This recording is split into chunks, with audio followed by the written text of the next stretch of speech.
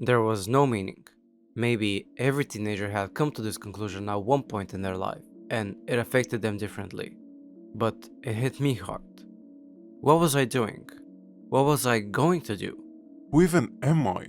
Normal questions, but I didn't even want to answer them.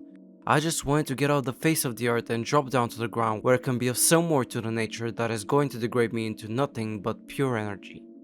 So, as I stood there, On the window. looking down on the people that I grew to hate, the town that I grew to hate, the world that I grew to hate, I realized I'm a dumbass and the building is not even high.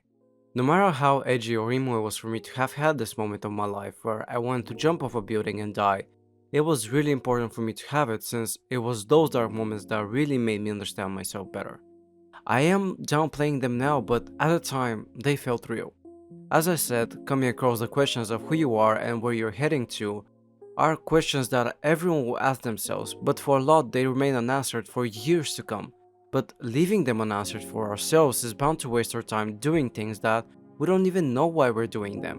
And that's why we need some sort of idea of what life is. So, what did I figure out about living? What was my answer to the question of life? Are we cooked? Are we up? The answer that I've come to is I don't really care. I stopped chasing some grand universal purpose, and that freed me to focus on creating my own meaning. And this exact thing has allowed me to come back up from the hole that I had been in for over 3 years. Because before, I was so afraid of being useless, of being just another human being that is going to die and be remembered for as far as 100 years, buried along the stupid memes that a new generation is making.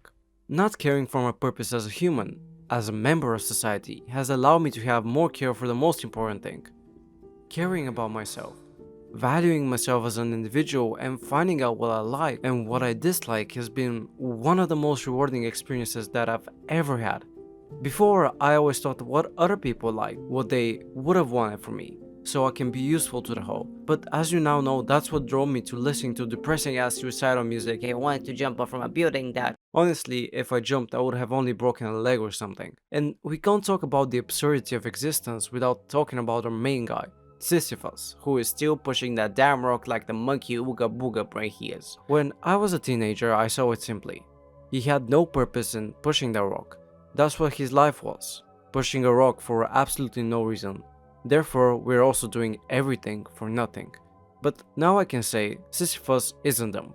Maybe he's ooga booga pushed the rock, but he doesn't care about the general purpose of it. He finds out why he enjoys pushing the rock. He doesn't find the answer for it, but he finds the reason for it. Your life might be meaningless in the end, and it might be absurd, but you're the one who is saying if it is or not. I've said it before, but someone isn't watching this channel without subscribing. Your individuality is what determines the outcome of your life.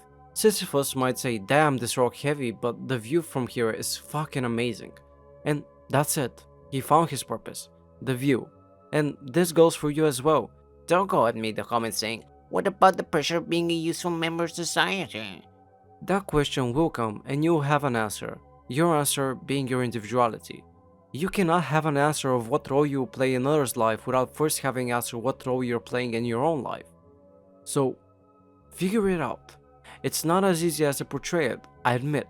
As for the questions of life in general, about the universe and maybe that we are living in a simulation or something, I don't care. Even if I have a general idea about it, I do not let it interfere with me, my individuality, and my life, because what I want to do in this life is experience it fully, being fine with the absurdity of this world, knowing that I can make it out whatever I want it to be. And how do I reach the answer to individuality if you're so enlightened or Mr. Desire Buddha?